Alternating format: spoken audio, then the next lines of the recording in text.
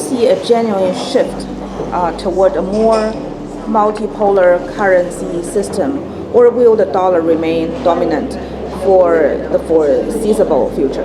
It was very clear that the dollar is and will remain de facto the reserve currency. Okay?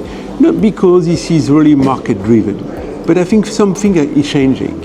And let me tell you what is changing. The US has been leveraging the dollar as reserve currency to weaponize their currency, meaning that I can put pressure, I can impose sanctions to the rest of the world. So this coercion exercise is going to have major implications. So if you have an emerging market, your behavior over the last 15 years has been to build up reserve because you wanted to showcase to the financial market participants that your economy was very resilient. But building up reserve now can be seen as a source of weakness because the United States has a capacity to weaponize the currency and to prevent, any countries, Indonesia or an emerging market who have dollar reserve, and to sanction this country. So that's number one. Number two, what we used to take it for granted, the predictability of the US policy making, central bank independence, rule of law, it's not a given anymore.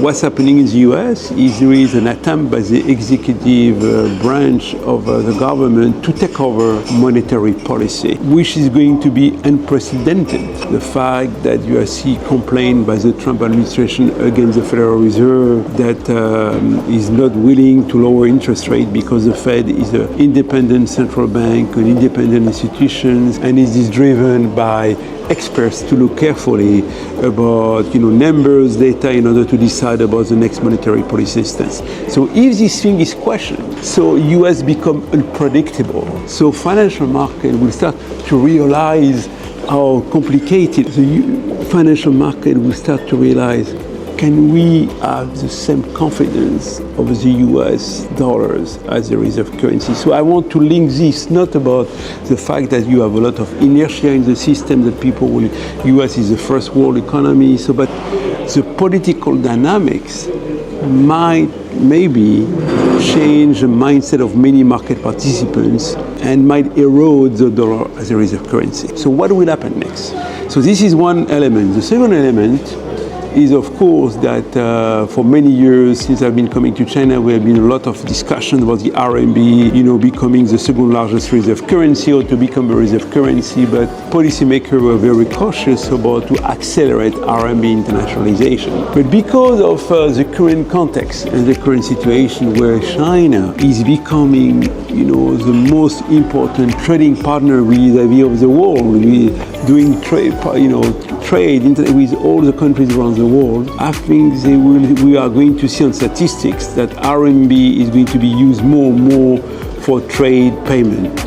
Number three, we have been seeing a lot of innovation in the field of money. We have been central bank digital currency, tokenization of deposit, and now the rise of stablecoins. This also can change and challenge the way we think about reserve currencies. So, and of course, it's not just about dollar RMB, but we have also the euro, who has been the most important change happening in the international monetary systems in World War II. So I think we cannot take for granted that the US dollar will remain the only reserve currency based on what I have described to you, the unpredictability of the US macroeconomic policy based on the fact that everything has been weaponized. And if we are seeing takeover by the executive branch of monetary policy, questioning the Fed independence, I will argue that that can be it will question market participants, and it can really change the way we think about the functioning of the international monetary system and as the dollar as a reserve currency.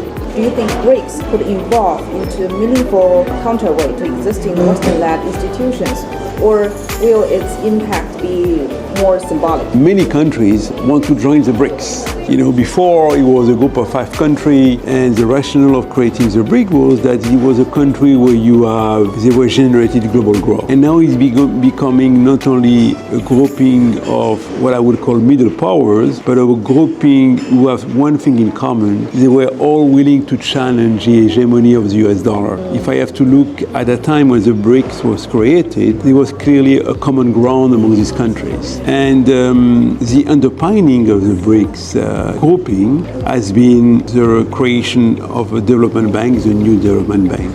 What does it will say, what it will mean for the future? Is it a parallel governance, meaning so you have the Bretton Woods institution and you have now a rise of new institutions who I think wants to challenge the all other, or can we find a common ground between the BRICS countries and the other groupings? I will argue that number one, what we need to do is first for the managing director of the IMF to come to the BRICS summit and to be able to explain also what is the current global economic condition, like what the managing director is doing for the G20. Number two, the BRICS is driven by consensus. There is no decision-making power where someone has a majority, so it's very inclusive. And I will say today, in the world of fragmentation, in a world of variable geometry, that we need to create a dialogue between the BRICS and the European Union.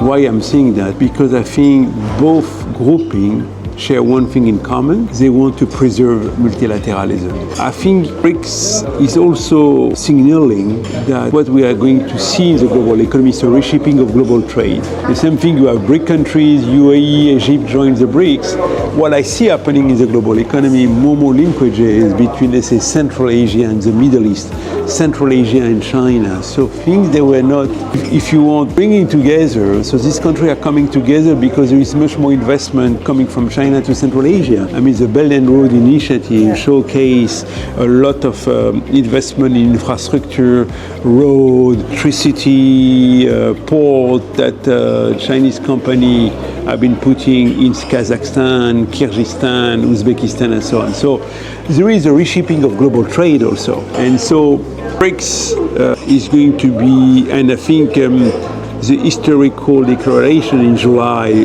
was a BRIC declaration that was signed by all these countries, was an attempt to come up with a real document about global governance reform. And I think it showcased also that a country like Brazil, who can be defined as a middle power, was to become the champion of global governance, the champion of multilateralism. So you have in the world many countries who don't want to give up on the multilateralism because they believe that this is something important for the international community.